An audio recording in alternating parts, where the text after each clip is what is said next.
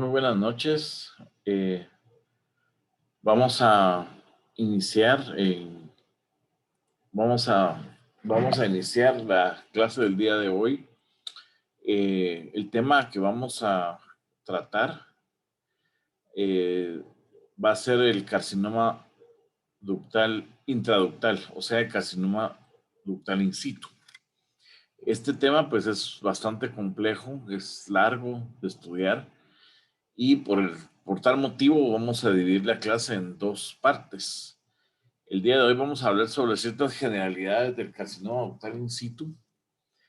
Y el próximo miércoles, vamos a hablar sobre lo que es el involucramiento del pezón en el carcinoma in situ.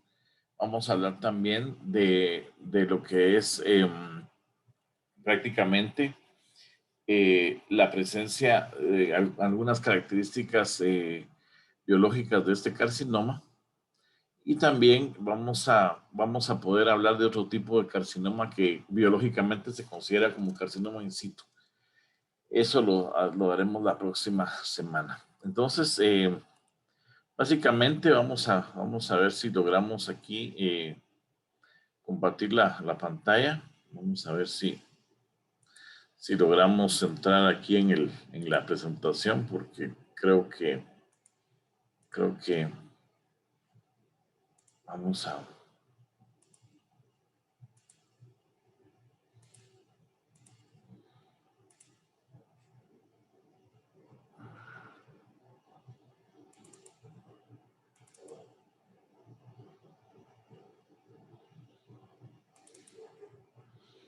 Muy bien, vamos a...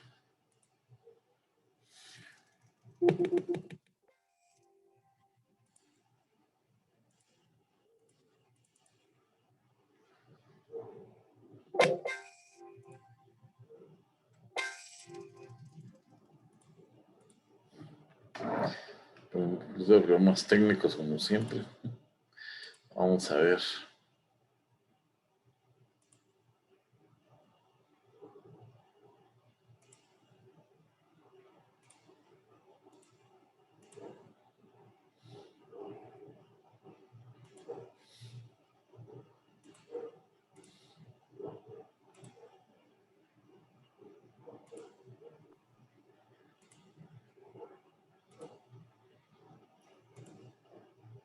Muy bien, aquí estamos ya. Ahora la pregunta es que quisiera que tuvieran la bondad de decirme si se escucha adecuadamente, por favor. Sí, doctor, sí se escucha. Sí, doctor.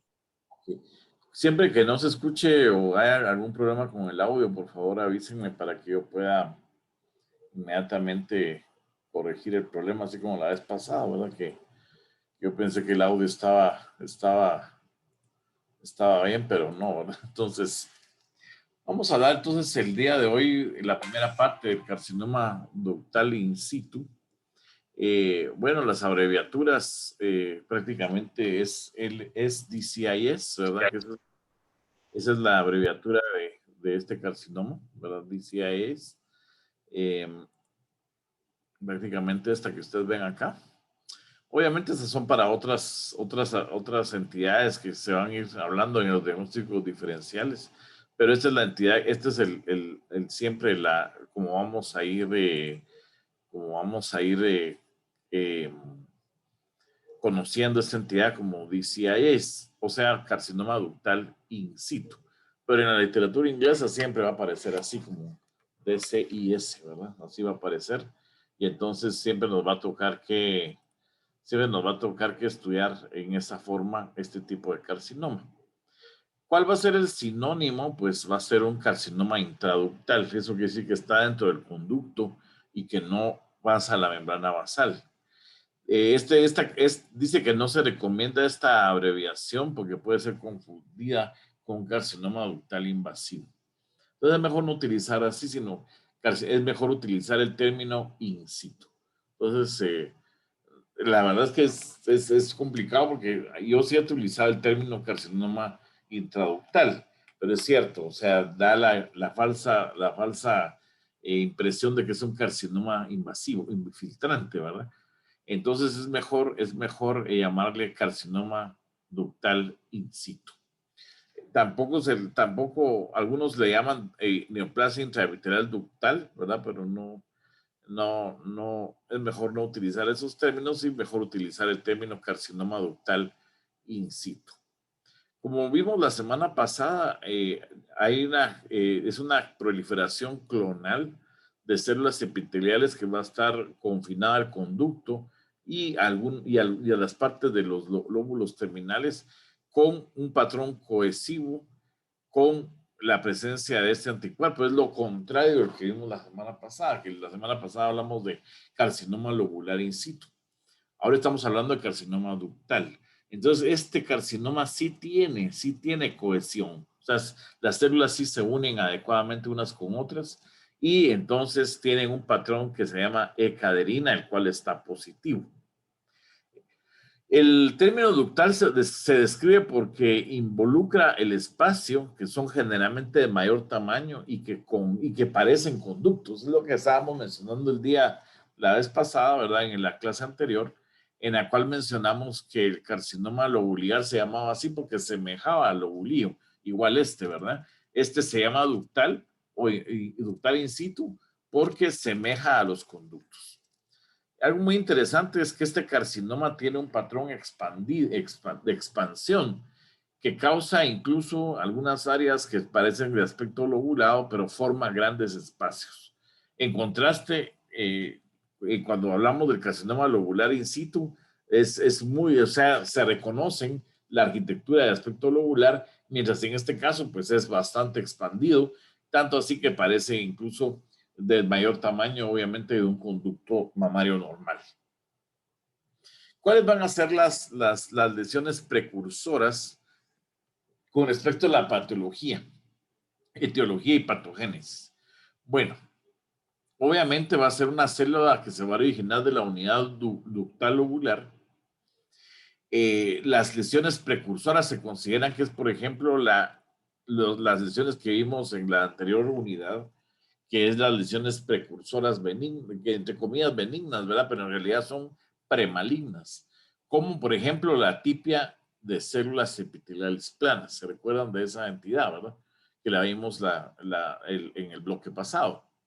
También la hiperplasia ductal atípica es parte de este espectro, en el cual son lesiones precursoras y obviamente que van a tener ciertos cambios genéticos que nos van a llevar a un carcinoma intraductal o carcinoma ductal in situ, mejor dicho, de bajo grado. Los cambios van a ser compartidos con, obviamente, las lesiones epiteliales de bajo grado y también incluyen, en algunos casos, la hiperplasia lobular atípica, aunque se considera que está original más el lobular, pero bueno, también lo pueden incluir, y el carcinoma tubular. O sea, esos cambios son parte de esta misma familia, ¿verdad? Ahora vamos a ver que hay una pérdida del 16Q y una ganancia en el 1Q.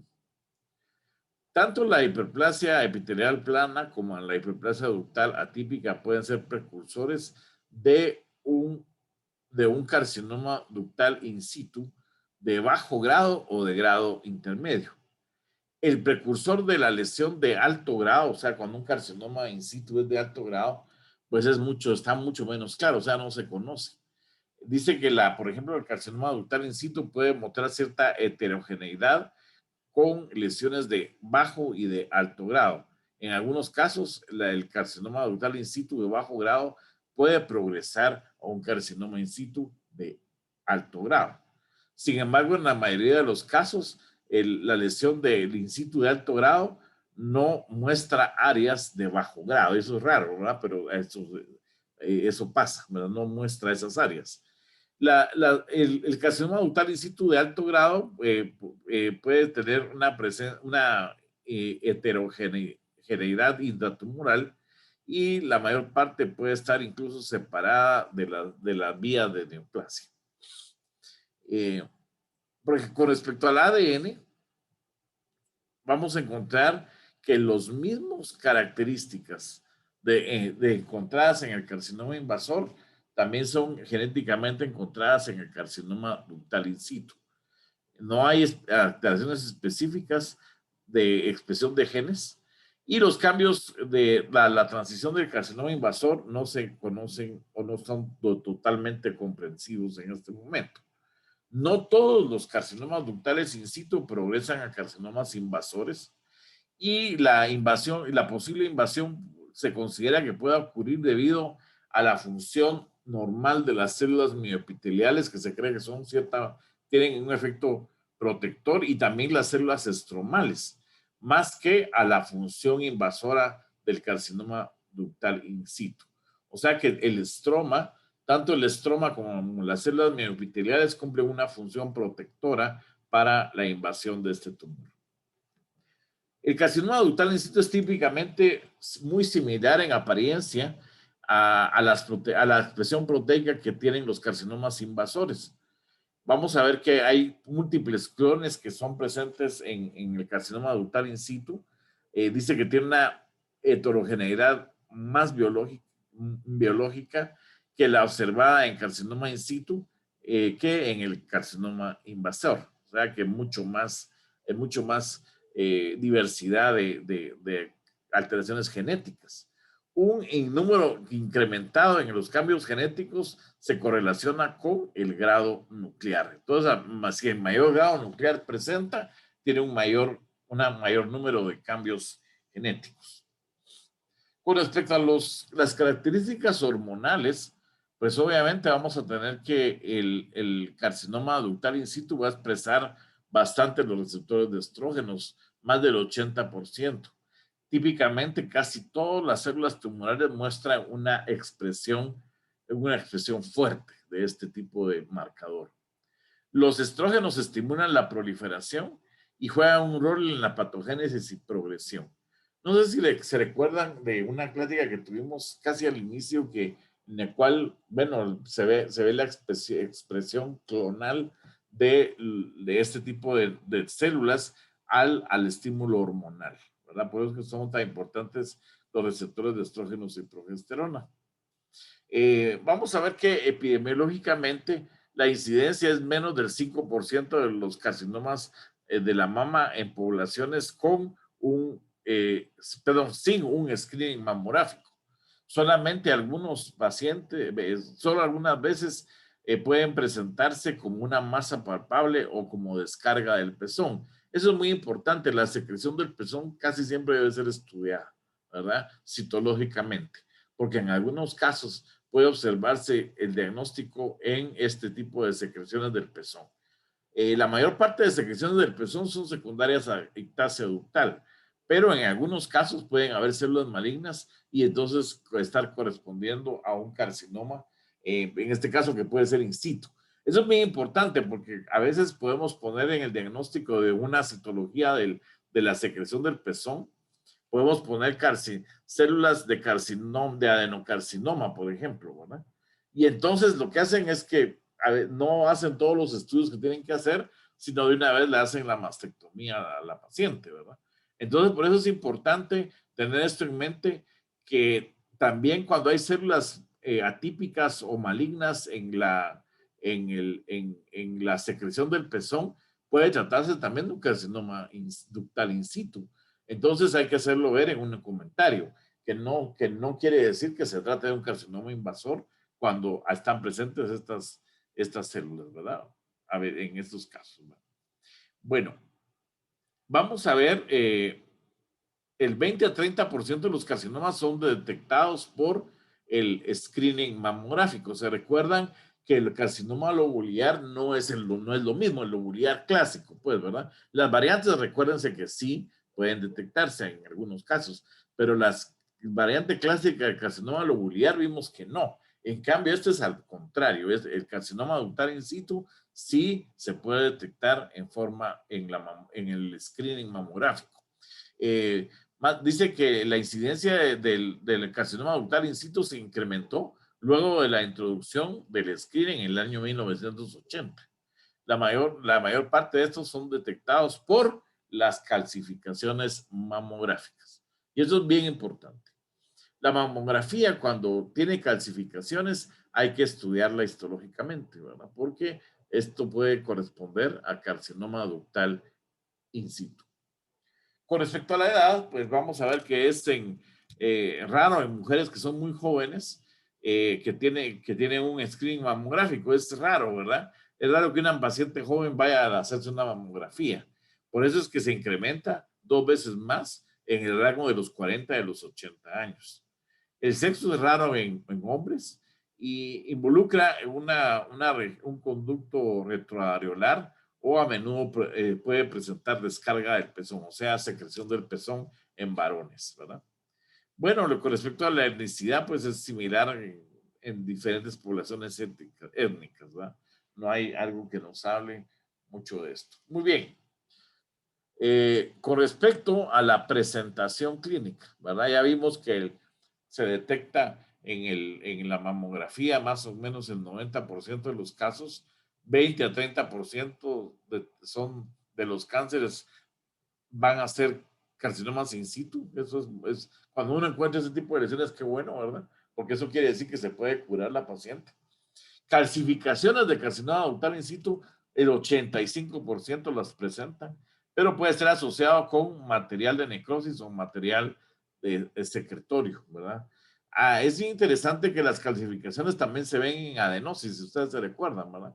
También se pueden ver en adenosis las calcificaciones. O sea que siempre en las calcificaciones, cuando están presentes en la mamografía, hay que estudiarlas. La densidad radiológica 10%, usualmente asociada con un carcinoma ductal in situ de alto grado, con un estroma periductal con presencia de fibrosis. O sea, cuando ya hay esa reacción fibrosa rodeando al carcinoma ductal in situ en lesiones de alto grado, pues obviamente eso sí se va a traducir en un aspecto radiológico. El carcinoma ductal in situ puede involucrar más de una lesión que ya está preexistente o formada, por ejemplo, un fibroadenoma. Ustedes no sé si han visto, pero yo he visto muy frecuentemente en los fibroadenomas condición fibroquística, por ejemplo, ¿verdad? Metaplasia POC, hiperplasia intraductal, proliferación fibroblástica, dilatación quística de conductos, o sea, enfermedad fibroquística, ¿verdad? Dentro de un fibroadenoma. Igual dentro de un papiloma también puede haber, pero es más frecuente en fibroadenomas. Entonces, tanto en fibroadenomas como en papilomas también pueden haber dentro de estas lesiones un carcinoma ductal in situ, ¿verdad? Se presenta como una masa palpable en menos del 5%, y usualmente es debido a cuando es una lesión de alto grado que forma una masa bien definida. La descarga del pezón con un material cero sanguinolento, 5% de los casos, puede ser espontánea y unilateral, y vamos a presentar este tipo de lesiones en los carcinomas ductales in situ que tienen un patrón micropapilar o papilar, que vamos a ver más adelante. La mastectomía es a menudo necesaria debido a la extensión o de la localización central. La enfermedad de Payet del pezón también puede afectarse en menos del 1%. Y el carcinoma ductal in situ que infiltra lateralmente, transversalmente, perdón, los conductos galactóforos en la epidermis del pezón sin cruzar la membrana basal. O sea que puede llegar, como habíamos dicho, por medio de vecindad, sin lesionar la membrana basal, puede llegar a los conductos galactóforos y a la epidermis, ¿verdad? Eso lo vamos a ver cuando veamos el involucramiento del pezón en la próxima clase. No, obviamente no hay presencia de invasión en el estroma en todos los casos de enfermedad de Payet, ¿verdad? Porque puede ser que solo en el 1% de los casos puede tener enfermedad de Payet del pezón en un carcinoma in situ, ¿verdad? El carcinoma ductal in situ es generalmente de alto grado en estos casos y puede expresar, o en algunos casos puede expresar HER2-Neu. Los pacientes pueden presentar una forma de eczema en el pezón, como irritación del pezón, y entonces esto debe alertar al médico diciendo, bueno, puede tener una enfermedad de Payet. Las células tumorales van a romper las fuertes uniones de las células epidérmicas en el epitelio escamoso. Bueno, ¿cuál va a ser el tratamiento? Bueno, la cirugía, ¿verdad? La cirugía es importante, la resección completa, ¿verdad? Del carcinoma ductal infiltrante. El riesgo de recurrencia es bajo, pero obviamente si está a 2 milímetros del margen quirúrgico. O sea, cuando está a 2 milímetros, pues ya dice uno, bueno, sí puede recurrir. El riesgo después de mastectomía es de menos del 5%, o sea que si se hace una mastectomía a un carcinoma in situ, casi es muy raro, o sea, rarísimo que vaya a recurrir. El ganglio centinela debe de ser considerado extensamente cuando hay un carcinoma ductal in situ en mujeres, ¿verdad? En mujeres que no se les hace o que se les hace una mastectomía así conservadora. El ganglio linfático no es necesario realizarlo en la mayor parte de los casos.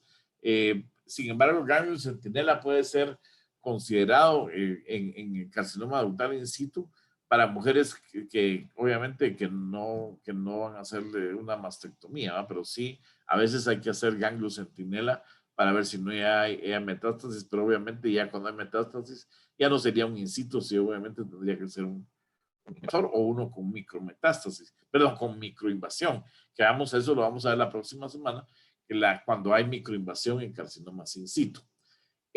Si se encuentran macrometástasis, es más probable que el área de invasión no ha sido encontrada, o sea que ya, si uno encuentra una metástasis en un ganglio linfático, lo más probable es que haya un carcinoma invasor que no se encontró a la hora de hacer el estudio, ¿verdad? Las pequeñas metástasis no han mostrado tener un efecto pronóstico de importancia en las mujeres con carcinoma ductal in situ. Entonces, se dan cuenta, aquí mencionan que sí pueden haber cierta metástasis, pero las metástasis son de menor tamaño, o sea, son metástasis microscópicas. Con respecto a la terapia adyuvante, pues el tamoxifeno reduce el riesgo de recurrencia del carcinoma ductal cuando hay receptores de estrógenos positivos en el 30 a 50%. Con respecto a los análisis que se han hecho, vamos a ver que no se ha encontrado beneficio en los pacientes que tienen receptores de estrógenos negativos, pero los pacientes han sido poco estudiados, o sea, la terapia con tamoxifeno. La radiación, pues, la terapia de radiación reduce la recurrencia en un 50%, bastante. Con respecto al pronóstico, las mujeres que no son tratadas, ¿verdad? Y tienen el carcinoma ductal in situ, o sea, las pacientes que no se lo detectan y que se deja pasar eso, ¿verdad? Vamos a ver que tienen de 8 a 10 veces incrementado el riesgo relativo de presentar un carcinoma in situ. Entonces, ustedes se dan cuenta, es bastante alto el porcentaje, ¿verdad? Ahora bien, corresponde al 1% de las pacientes por año, ¿verdad?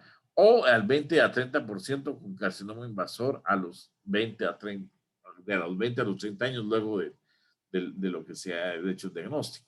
El riesgo del desarrollo del carcinoma invasor modifica el tratamiento, ¿verdad? La completa excisión con márgenes negativos y una radioterapia adicional, y la terapia hormonal va a reducir el riesgo en menos del 10%. O sea que es complicado en algunos casos. Muy bien. Vamos a ver ahora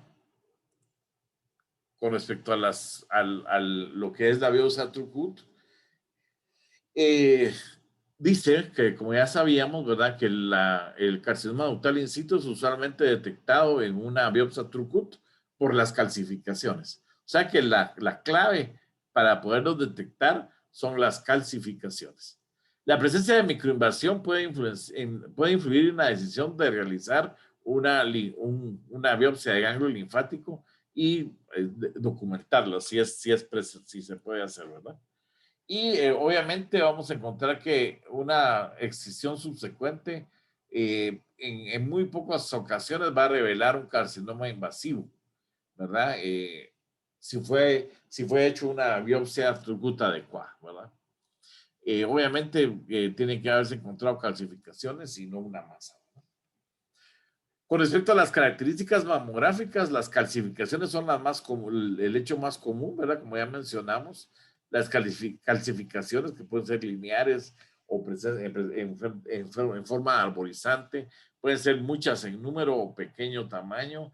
También podemos encontrar que hay cierta irregularidad en la morfología del tejido con incremento en el tiempo, una distribución en forma arborescente, o podemos encontrar que tengan muchas calcificaciones o de pequeño, o también calcificaciones de pequeño tamaño, pero que son muy extensamente distribuidas.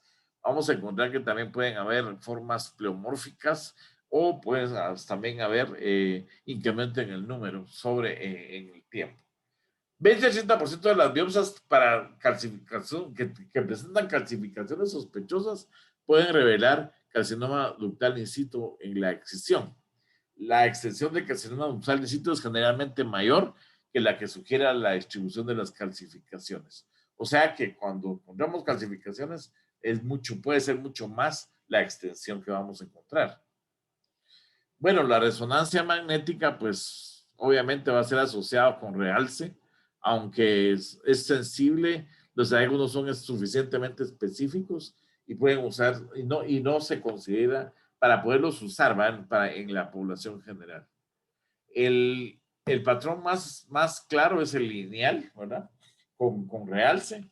Y vamos a tener que el carcinoma ductal in situ, pues típicamente va a estar rodeado por un collarete de pequeños capilares, ¿verdad? O sea que va a ser aumentado el flujo sanguíneo y eso se va a poder ver por resonancia magnética. Ahora bien, ya pasamos desde el punto de vista patológico, vamos a pasar a las características macroscópicas de esta lesión. La mayor parte de los casos presentan, ¿sí? Que está en clase y no quería. ¿Ya no se escucha bien? Bien, doctor, sí se escucha. Ah, bueno, está bien. Es que yo pues, cualquier cosa que me digas yo te paro, porque si no quiere decir que está mala la transmisión, ¿verdad? Entonces, si tienen alguna pregunta también pueden interrumpir en cualquier momento, ¿verdad? La mayor parte de los casos de carcinoma ductal in situ, como ya mencionamos, no se pueden ver, ¿verdad? No son lesiones palpables, que por ejemplo uno las mira, por eso es que esos no se tuvieran que congelar, ¿verdad? Hay algunos que le piden a uno congelación y uno la tiene que hacer porque la institución así lo requiere, de las calcificaciones. Entonces uno tiene que decir, bueno, yo hago esa congelación, está bien, pero si no sale el tumor, no es responsabilidad mía si en los cortes posteriores sale carcinoma ductal in situ. ¿Por qué? Porque no es una lesión palpable, ¿verdad? O si es un lobular tampoco, o sea, porque uno hace un corte de una lesión palpable, las lesiones palpables sí se pueden congelar, las que no son palpables no hay indicación. Obviamente, a veces lo solicitan, hay que hacerlo, pero uno tiene que hacer la salvedad de que realmente no es o sea, la congelación de una lesión no palpable no tiene mucho sentido, ¿verdad? O sea, no tiene mucho sentido. O sea, porque puede ser falso o negativo y entonces se da, se da el diagnóstico de que no hay tumor, pero ya haciendo los cortes, ¿verdad? Podemos encontrar carcinoma ductal in situ o podemos encontrar otras cosas o un lobular, por ejemplo, ¿verdad? Que incluso invasor, que no se vio porque era muy pequeño el foco. Entonces es complicado. Por eso es que las congelaciones deben realizarse principalmente en lesiones palpables grandes, o sea, lesiones que se puedan ver, ¿verdad? Que estén palpables. Bueno, incluso algunos consideran que ya no se debe utilizar, pero bueno, algunos lo usan, todavía usan algunas escuelas, o hay muchas variantes de las escuelas que trabajan cáncer de mama, y entonces en algunos casos se las solicitan, ¿verdad? Ahora, la menor cantidad de casos, pero principalmente son las lesiones de alto grado, producen lesiones macroscópicamente. Las masas pueden ser por fibrosis periductal, y eso es bien interesante. ¿Por qué? Porque uno de los criterios que uno ve de malignidad es una induración en el tejido de la mama. Entonces, cuando uno ve una induración en el tejido de la mama, uno piensa automáticamente que se trata de una lesión maligna. Pero En estos casos, cuando hay carcinoma ductal in situ de alto grado, esa induración de la mama no es secundaria al tumor, sino es secundaria a la fibrosis que produce el tumor. O sea, no es que esté invadiendo, ¿verdad? Sino que produce una fibrosis periductal que lo vuelve firme, ¿verdad? Entonces, esos casos son más difíciles. Los bordes son mal definidos dice opuesto a lo que pasa en el carcinoma invasor, ¿verdad? Que son mucho más claros los bordes, ¿verdad? Cuando uno los mira macroscópicamente. El color puede ser de color grisáceo, ¿verdad? Y está bastante indurado. ¿Cuáles van a ser las secciones que deben de ser estudiadas? Vamos a tener en las próximas, digamos que en las próximas clases, este tema de glándula mamaria es inmenso, es muy largo, porque hay muchas cosas que hablar de acá, desde patología molecular, desde cuál es la forma de trabajar macroscópicamente la mama. O sea, es mucho que hablar en este tema. Pero eso lo vamos a hablar más adelante extensamente, pero vamos a ver lo que nos dice esta literatura. Obviamente las características del tejido que correspondió a los hallazgos clínicos o radiológicos deben de ser examinados. La correlación con el espécimen radiológico o el tejido que se va a estudiar es necesario, o sea que uno tiene que tener a mano los rayos X para poder ver la mamografía y poder ver las microcalcificaciones. Algunos lo que hacen incluso lo señalan con un arpón de hierro, de metal, ¿verdad? Para poder entonces ver dónde están las microcalcificaciones. Todo el tejido que es anormal macroscópicamente debe ser examinado. O sea, todo el tejido endurado, eso sí que hay que palpar esta lesión. Lo más frecuente, dice, esto es porque probablemente el tejido puede revelar microinvasión o invasión si está indurado, ¿verdad?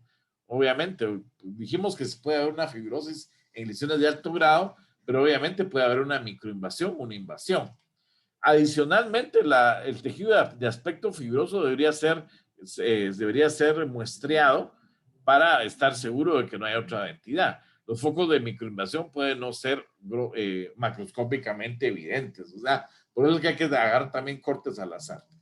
Todos los márgenes quirúrgicos deben de ser estudiados y el cirujano debe orientar el espécimen por lo menos en 6 márgenes que puedan ser identificados. Eso no es real en nuestro país, no nos identifican los 6 márgenes, pero por lo menos a veces nos identifican 4, ¿verdad? Y con eso se puede trabajar, aunque aquí dice que deben ser 6, ¿verdad? La evaluación de todo el tejido, pues, debe ser mapeado.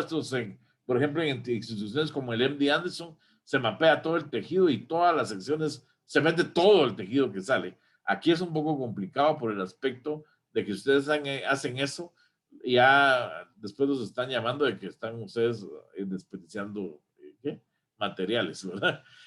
Bueno, lamentablemente así es, pero sí, en instituciones que se dedican a mama, meten todo el tejido y obviamente uno puede ver ahí la extensión del carcinoma, puede uno ver muchas cosas como vamos a ver más adelante.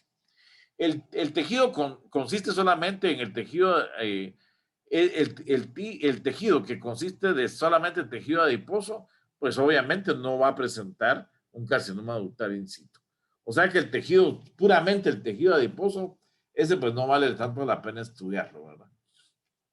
Aunque en esos lugares lo meten todo, pero realmente ese tejido adiposo que no tiene ningún tipo de proliferación blanquecina o de tipo fibroso, eso no vale la pena estudiarlo. ¿Cuáles van a ser las características microscópicas? Muy bien, ¿cuál va a ser el patrón arquitectural en el carcinoma ductal in situ? Usualmente se reconocen diferentes tipos de arquitectura que vamos a ver en un momento. El grado es importante para el pronóstico. El Colegio Americano de Patólogos lo clasifica en 3 grados: el grado bajo, el grado intermedio y el alto grado, ¿verdad? También lo pueden clasificar como grado 1, grado 2 y grado 3, el carcinoma ductal in situ. El alto grado puede tener cualquier tipo de patrón arquitectural de alto grado, ¿verdad? Mientras que obviamente los de bajo grado no tanto, ¿verdad? El de bajo grado casi siempre son cribiformes. La mayor parte de los casos de ductal infiltrante consiste de un patrón arquitectural. O sea, presentan un solo patrón, aunque pueden haber mixtos, ¿verdad? Tenemos el patrón cribiforme, que es el primero que vamos a estudiar, de un carcinoma ductal in situ. Esto pues es, no sé si ustedes han visto los coladores de antes, ¿verdad? De frijoles, o un colador, ¿sí? Que tiene agujeritos, ¿verdad? Que son como homogéneos. Ese es el patrón cribiforme, ¿verdad? Los espacios son esféricos en 3 dimensiones y las células son orientadas alrededor de los lúmenes. Los espacios son distribuidos en el conducto que está involucrado. Los espacios asociados con hiperplasia usual son típicamente sinuosos en forma y son localizados periféricamente. En otras palabras, cuando es benigno, hay espacios periféricos casi en forma de media luna o semiluna. Mientras cuando es maligno, cuando es ya un carcinoma in situ, son espacios bien ordenados y en forma redonda, ¿verdad? No hay espacios en forma de media luna en la periferia en un carcinoma intraductal, o sea, un carcinoma in situ. No hay, ¿verdad? También hay un patrón que se llama el patrón papilar, ¿verdad? Obviamente pueden tener un tallo fibrovascular, pero obviamente las células mioepiteliales van a estar rodeando, ¿verdad? Los espacios, ¿verdad? Pero no puede ser que no haya un tallo fibrovascular evidente, ¿verdad? Si está presente ese tallo fibrovascular, podría indicar que se trató de un papiloma que existía con anterioridad, ¿verdad? Las células endoteliales que llenan los vasos sanguíneos, que revisten los vasos sanguíneos, se pueden poner en la base del tumor en los tallos fibrovasculares. O sea que vamos a ver las células endoteliales. Puede ser difícil de distinguir las células endoteliales de las células mioepiteliales. Por eso es que hay que usar a veces algunos marcadores específicos como el P63. El otro patrón es el patrón micropapilar. Las papilas son más pequeñas, son menos gruesas, menos anchas, ¿verdad? Y terminan en un aspecto bulboso, bastante delicado, ¿verdad? Son prácticamente, semejan lo que se conoce como palillo de tambor, ¿verdad? O sea, es, bueno, los que todavía estuvieron en banda de guerra, pues se recuerdan las baquetas, ¿verdad? Entonces, así se miran esas micropapilas. Vamos a ver que las papilas también se pueden asociar a una hiperplasia con ginecomastia, ¿verdad? Que puede estar presente, ¿verdad? Estas papilas que son micropapilas, estas micropapilas no tienen tallos fibrovasculares y obviamente van a rodear algunos conductos que tienen hiperplasia o tienen áreas aplanadas. Vamos a hablar entonces de un patrón comedo de carcinoma ductal in situ. El patrón comedo quiere decir comedonecrosis. Eso quiere decir que hay una necrosis en la parte central del conducto, que vamos a ver que va a rodear en algunos casos a las células tumorales. La definición estricta de patrón comedo quiere decir que hay una necrosis central, pero tienen un alto grado nuclear las células. O sea, cuando hay un patrón comedo, casi siempre se va a acompañar de una lesión de alto grado, pero como vamos a ver más adelante, también algunas lesiones de grado intermedio pueden tener también este patrón comedo. Las calcificaciones son casi siempre presentes en la necrosis y usualmente son numerosas. La necrosis central, el centro de necrosis central puede formar un aspecto lineal y puede formar calcificaciones que son ramificadas sobre las características mamográficas del sistema ductal. Como vamos a ver más adelante, estas lesiones pueden ser ramificadas y pueden dar lugar a que uno pueda identificar la extensión de la neoplasia. Las lesiones mamográficamente son a menudo cercanas a la extensión del carcinoma ductal in situ. La fibrosis estromal asociada circunferencial a menudo presenta linfocitos y pueden presentar calcificaciones y ciertas densidades mamográficas. Algunos casos forman una masa palpable que consiste en fibrosis grisácea con focos de necrosis con focos de necrosis, ¿verdad? Que son en forma puntiforme. Esa es la parte comédula que tiene necrosis. Ahora vamos a ver la parte sólida, dice eso, o sea, la forma sólida. Son células que llenan completamente el espacio ductal, o sea, no tienen áreas de necrosis. Los casos de bajo grado pueden ser difíciles de distinguir de la lesión intraductal in situ, que esta es típica, la parte sólida es en las lesiones de alto grado, y la que se llama clinging, que eso quiere decir únicamente que las células malignas son aplanadas, ¿verdad? Las células llenan los espacios, pero no tienen ningún patrón arquitectural, y es difícil a veces de diagnosticar en forma aislada, a menos que estén de un alto grado nuclear. En general es más fácilmente diagnosticar el patrón arquitectural que está presente. La extensión pachetoide. Cuando hablamos de la extensión pachetoide, pues vamos a ver que es hacia el pezón, ¿verdad? Infrecuentemente observada en los carcinomas ductales, como carcinoma ductal in situ, tiende a desplazarse hacia las células luminales más que infiltrar el espacio entre los lúmenes y las células mioepiteliales. ¿Cuáles van a ser las características citológicas?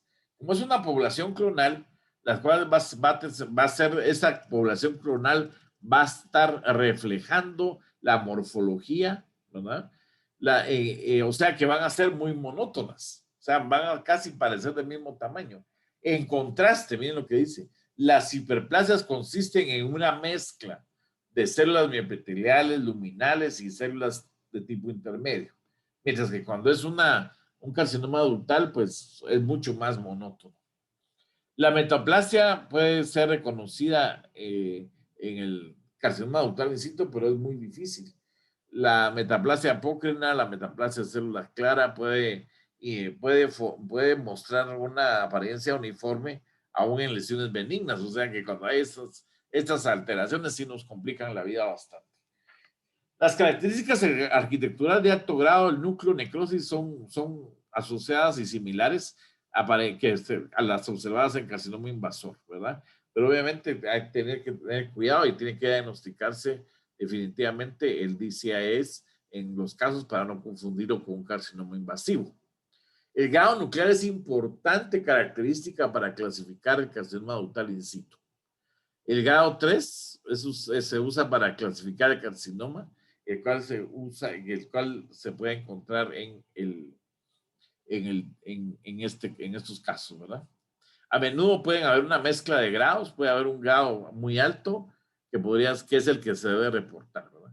La producción de mucina puede estar asociada con un patrón cribiforme, micropapilar, papilar o el patrón aplanado o clinging. Las calcificaciones obviamente van a presentar en la parte como mucina, y en los conductos que se rompen puede ser difícil de distinguir la mucina extravasada de un foco de invasión, ¿verdad? Es muy complicado eso a veces. Las células tumorales podrían no estar presentes en la mucina extravasada. La necrosis es muy interesante, es muy importante localizarla. La necrosis es usada para la clasificación de carcinoma ductal in situ. La comonecrosis infiltra mayormente en la parte central del conducto. La parte comedo del carcinoma ductal in situ es definido como una necrosis central en combinación con una característica nuclear de alto grado. Áreas focales de necrosis pueden estar afectando una pequeña porción, y pueden haber también células aisladas con necrosis.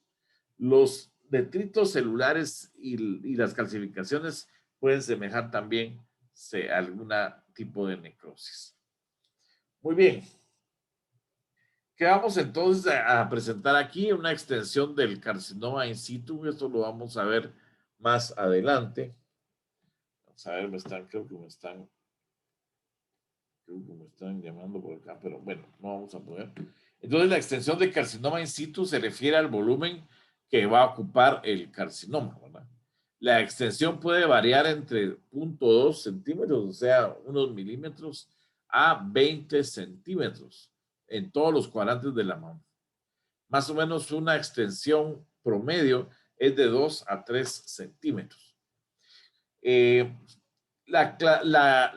la medición de la extensión debe ser determinada clínicamente y es útil, ¿verdad? O sea, es útil para el clínico.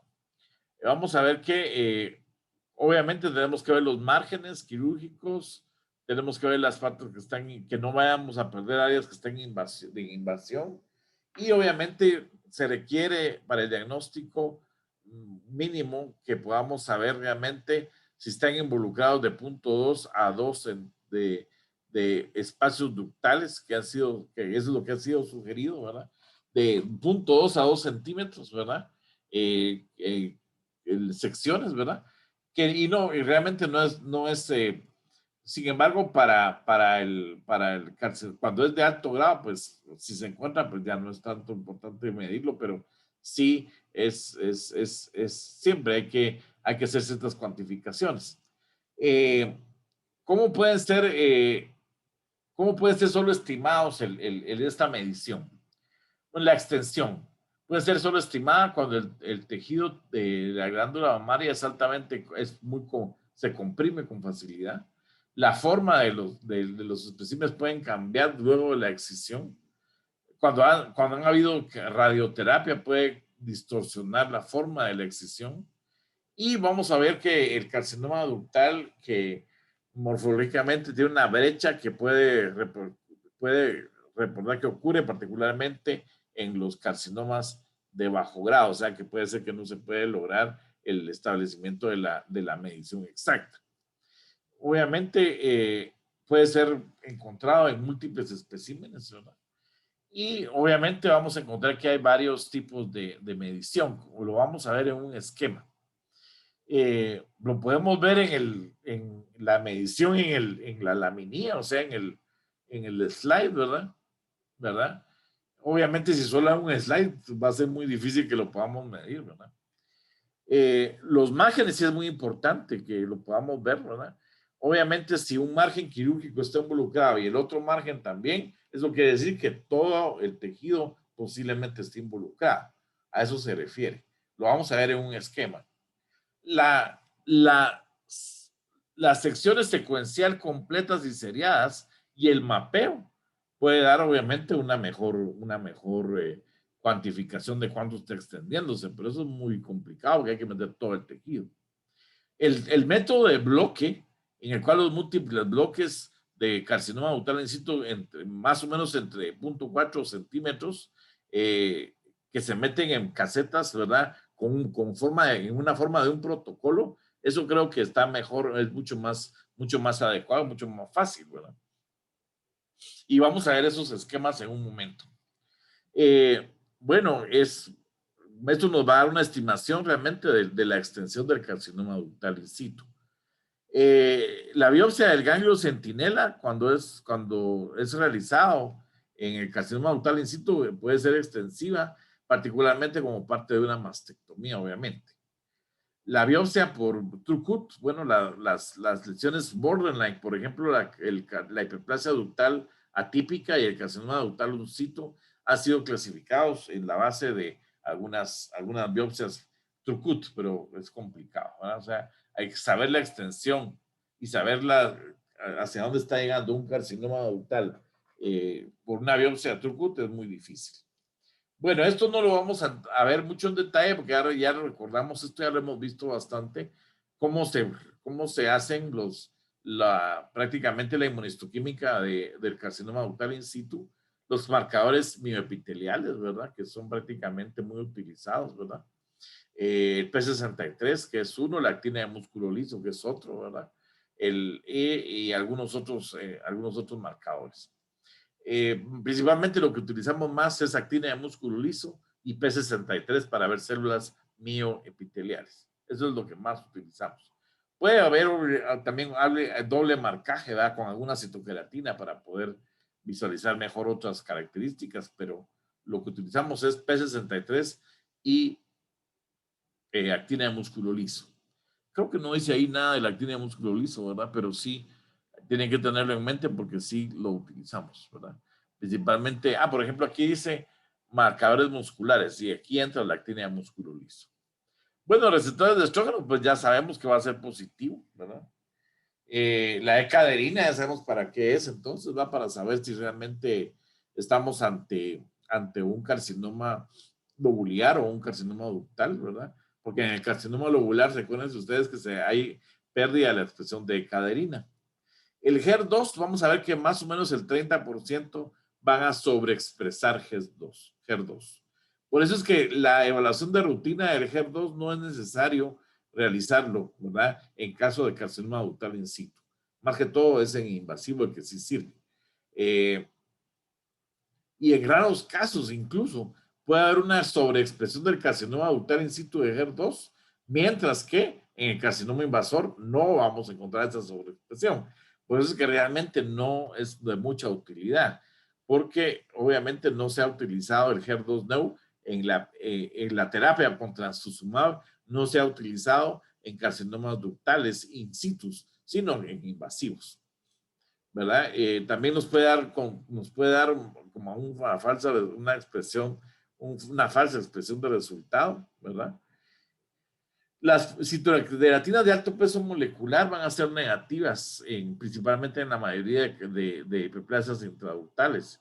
Y vamos a encontrar la que va a tener cierta positividad en la hiperplasia intraductal, pero de tipo usual. O sea que normalmente no nos va a ayudar mucho en este tipo de citocreatina. Bueno, solo para decir que no se trata de un carcinoma in situ realmente, ¿verdad? Vamos a ver entonces el cribiforme de abajo. Ahora sí se escucha mal, doctor. ¿Se escucha mal? Vamos a ver otra vez, a ver qué está pasando. ¿Y ahora? Ahí está mejor. Sí, pero a ver si dice igual que el sistema. Vamos a ver, a voces igual que el sistema.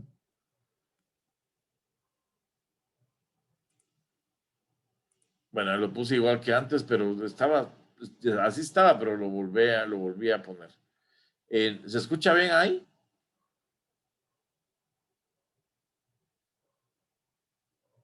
Sí. Entonces miren este patrón cribiforme. Miren, es lo que yo les mencionaba, áreas redondeadas. Vamos a ver que hay hay células como en fila, pero no hay áreas en forma de media luna ni formas periféricas, sino todo es muy monótono, ¿no? Esto es de bajo grado. Este es un patrón cribiforme de bajo grado. Por otro lado, tenemos entonces ahora, ¿sabes si nos está fallando un poco la red? Un cribiforme de grado intermedio. Miren esto. Ya aquí se quiere ver un poco de necrosis, pero no hay tanto grado, no hay tan alto grado de atipia, pero hay un poco de necrosis en la parte central. Entonces es un cribiforme de grado intermedio, pero hay cribiformes de alto grado. Esos cribiformes de alto grado tienen más grande el núcleo, tienen nucleolos prominentes y abundantes fibras de mitosis atípicas. O sea, también encontramos cribiformes de alto grado. Un papilar de grado intermedio, miren. Siempre es intraductal, ¿verdad? Pero es papilar. Hay una clara delimitación aquí que es sin lesión de la lámina basal. Es un papilar de grado intermedio. Un sólido de grado intermedio, miren. El tumor se mira bien sólido, con microcalcificaciones, pero no hay lesión de la lámina basal.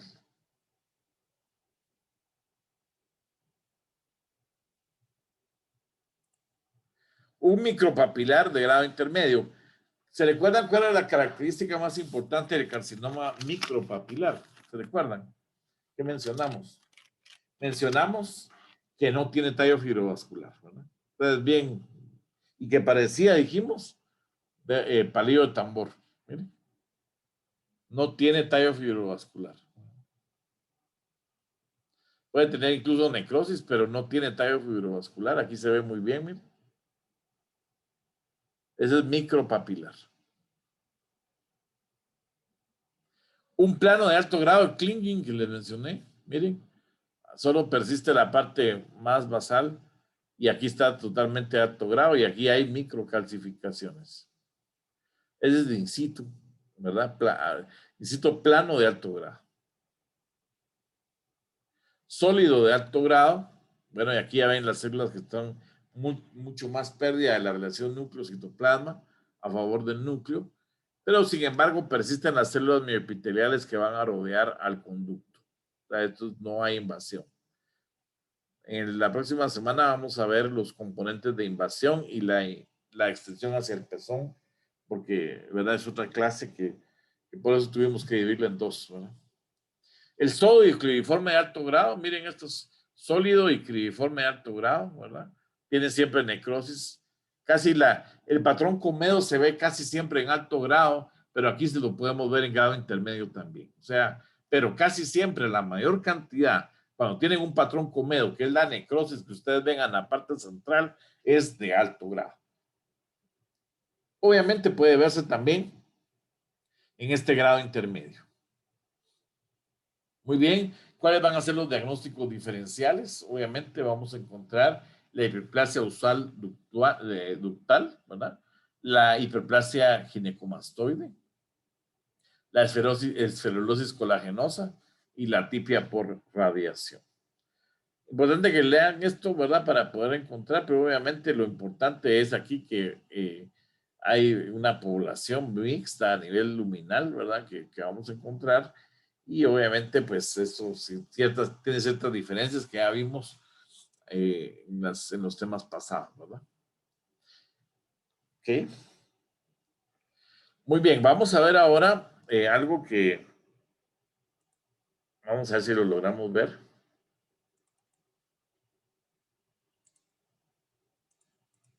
Si no, pues seguimos. Yo creo que no se puede.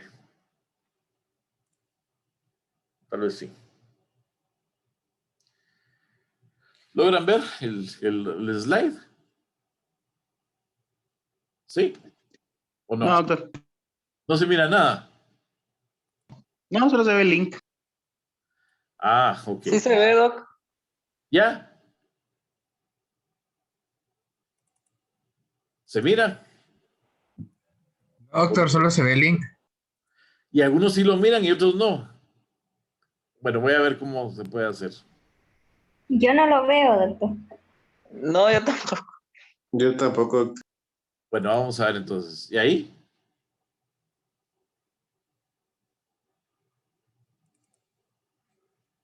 ¿Lo miran? Ahora sí. Sí. Ah, vaya. Muy bien.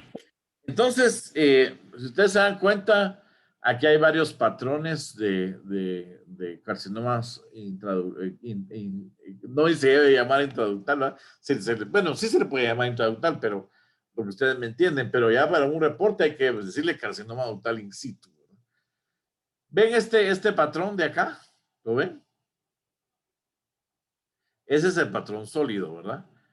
Aquí también hay un patrón sólido, pero además de eso tiene un patrón Comedo, que es el patrón que tiene necrosis central.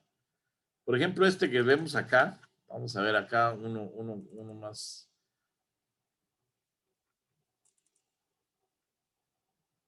Miren este patrón, por ejemplo, vamos a esperar que nos dé.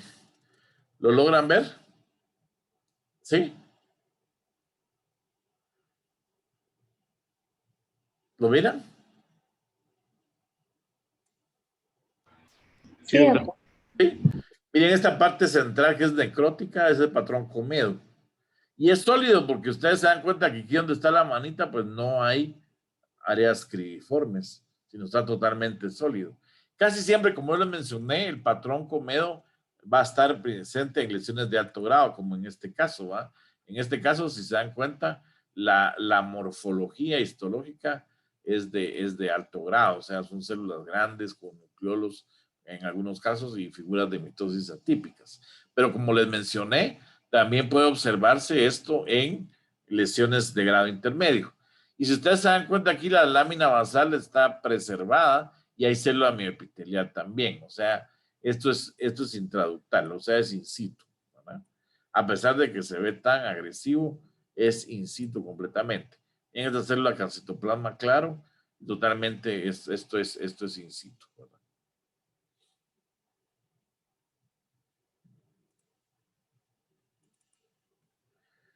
Muy bien.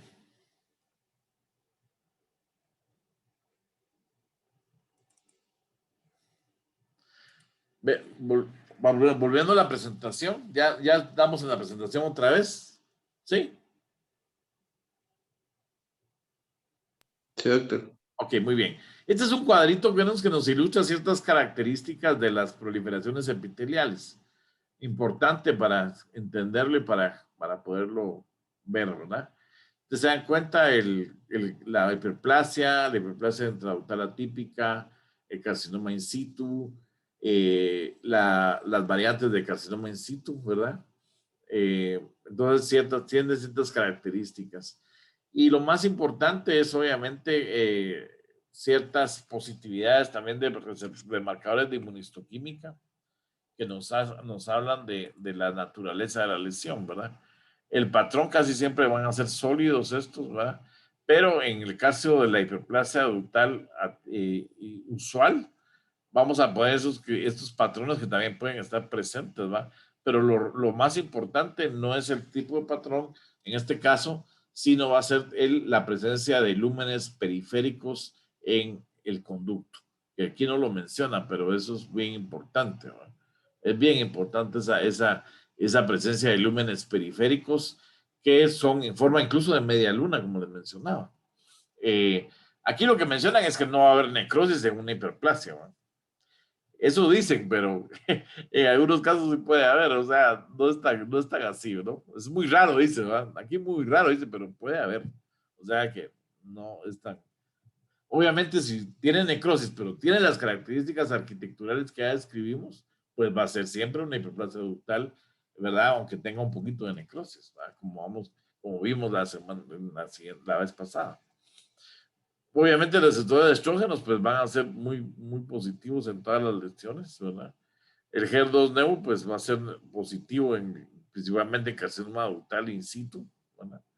Las citocratinas de alto peso molecular como la citocreatina 5 y 6 va a tener un patrón heterogéneo, va a estar ausente en la típica o va a estar ausente en el carcinoma in situ, ¿verdad?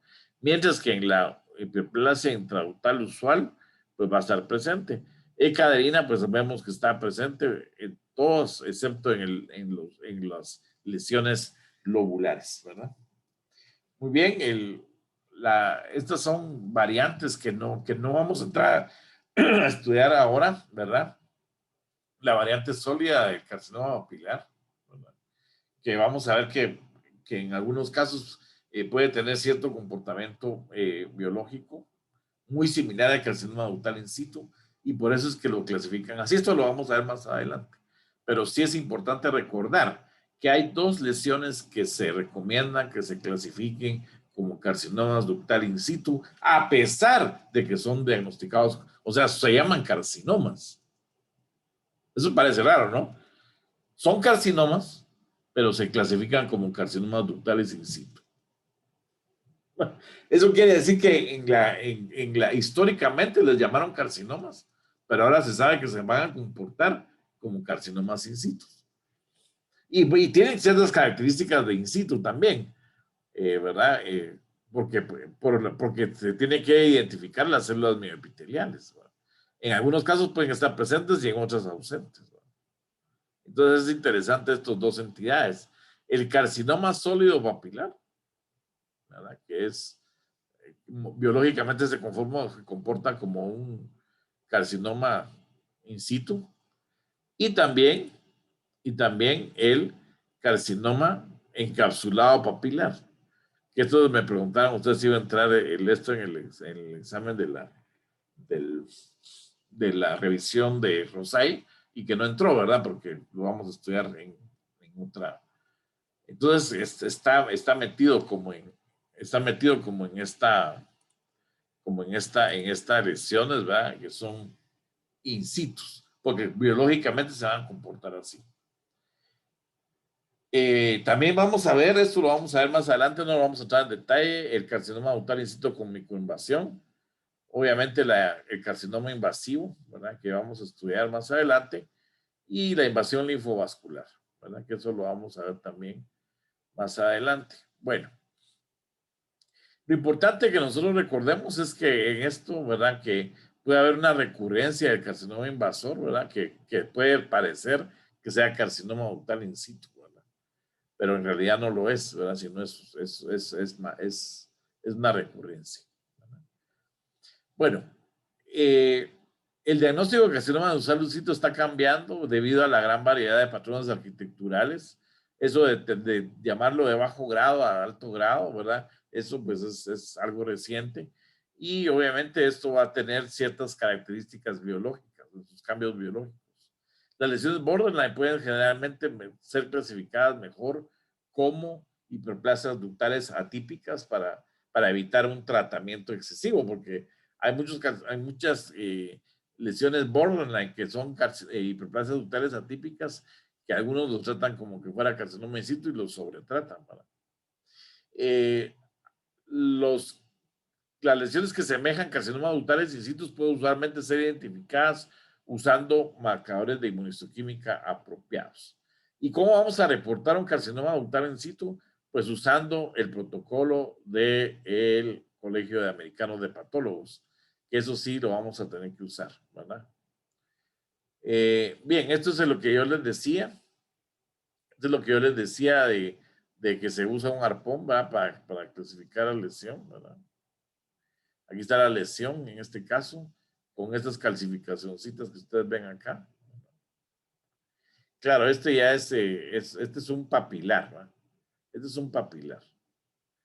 Que obviamente sí está, esto, así no se miran normalmente los ductales, ¿verdad? Pero esto es un papilar, ¿verdad? Porque este sí está bastante circunscrito. Podemos encontrar un carcinoma in situ que va a involucrar un fibroadenoma, por ejemplo, acá, miren. Entonces es un carcinoma in situ que está infiltrando, o mejor dicho, involucrándose en un fibroadenoma, lo que mencionábamos al principio, ¿verdad? Que podemos encontrar. Ese es el tipo papilar que vamos a ver más adelante, pero bueno, esto es lo que se puede ver, ¿verdad? El carcinoma papilar encapsulado que les mencioné, que es un tipo de carcinoma que algunos autores dicen que debe ser clasificado como ductal in situ, ¿verdad? Pero miren, esta lesión es bien grande, ¿verdad? Pero afortunadamente para las personas que puedan presentar esta lesión, se va a clasificar como un in situ y está curada cuando se hace la resección. O sea, no hay que hacer, o sea, es como tratar un carcinoma in situ, ese tipo de lesiones. Eso lo vamos a ver más adelante. Bueno, esto es un in situ, pero con un patrón de comedonecrosis. Miren, esa es el área amarillenta y así friable de la parte central, que es la comedonecrosis. Es un carcinoma tal in situ con patrón comedo. Y el protocolo que quisiera que viéramos, pues es este, que se los vamos a... está aquí en el enlace, ¿verdad? Pero no sé si se va a poder ver. Bueno, si no, pues y ahorita, hoy primero les envío las dos clases en PDF y van a estar aquí. Aquí, por favor, descarguen este documento porque este es muy importante. No sé por qué no se puede, pero bueno. Ahí está. Entonces, van a ver ustedes que ahorita lo vamos a ver. ¿Lo logran ver?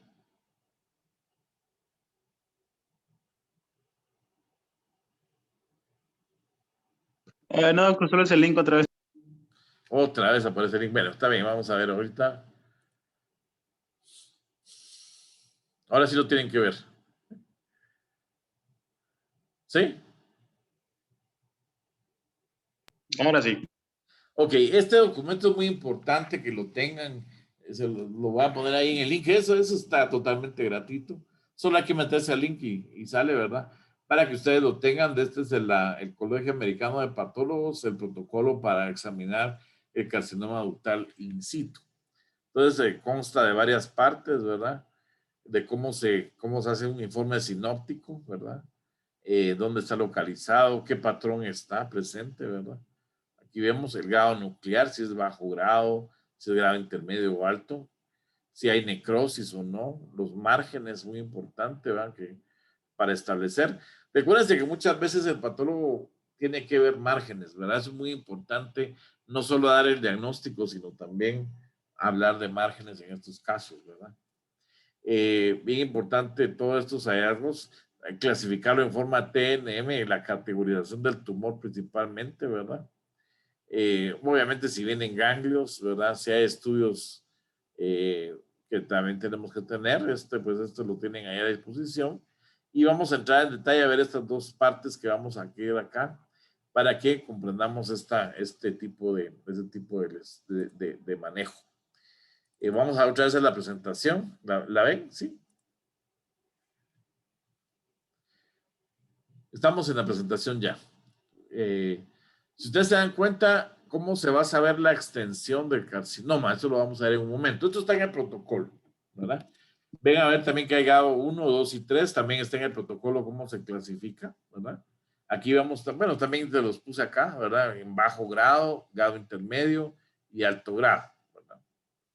Pero también está cómo se clasifica la extensión. Por ejemplo, el número 2 es cuando metemos todo el tejido. Obviamente ahí sí vamos a ver la extensión, ¿verdad? A veces el tejido es demasiado y no se puede. Por ejemplo, en lugares donde tenemos recursos limitados, tanto humanos como de insumos, pues hay problemas. Esto creo que está mejor, ¿verdad? Agarrar el espécimen de esta forma y la parte central, pues, hacer todos los cortes, más o menos aquí mencionan 4 cortes, ¿verdad? Y que esto es todo de la totalidad y obviamente los márgenes para poder saber dónde está el tumor, ¿verdad? Dónde está libre el tumor. Entonces esto pues sí nos habla de la extensión del carcinoma ductal in situ. Y bueno, y aquí por los márgenes, pues bueno, también, pero eso es más difícil, o sea, es menos extensivo y no se ven los márgenes. Entonces, bueno, ahí también se puede hacer de esta forma, dependiendo de... A mí la que me parece más es el número 3, ¿verdad? Que creo que es una forma de muestrarla adecuadamente y de poder estudiarla mejor, ¿verdad? Muy bien, muchísimas gracias. Esto es lo que les tenía para hoy. Por favor, recordemos que esta clase entra en el examen de bimestre. Y la última clase que vamos a tener, que es el próximo miércoles, es la última clase que sí va a entrar en el examen de bimestre, ¿verdad? Pues dejamos una semana para el examen y solo entrarían estas 3 clases. La de carcinoma lobular, la de carcinoma ductal primera parte, carcinoma ductal in situ primera parte y carcinoma ductal in situ segunda parte. Eso sería lo que entraría para el examen del bimestre. Es el 50% casi de lo que es docencia, ¿verdad?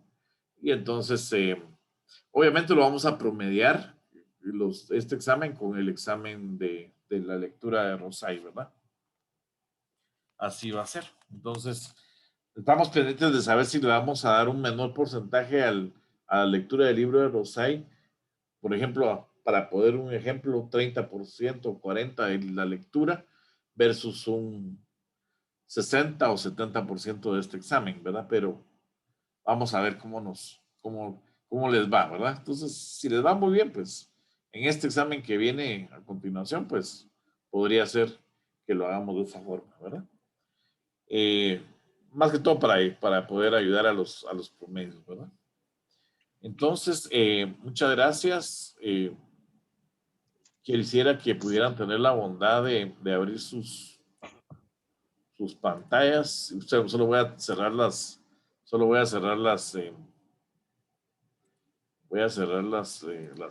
otras, la presentación también para que no miremos nada más. Ahorita vamos a ver, permítanme un segundito.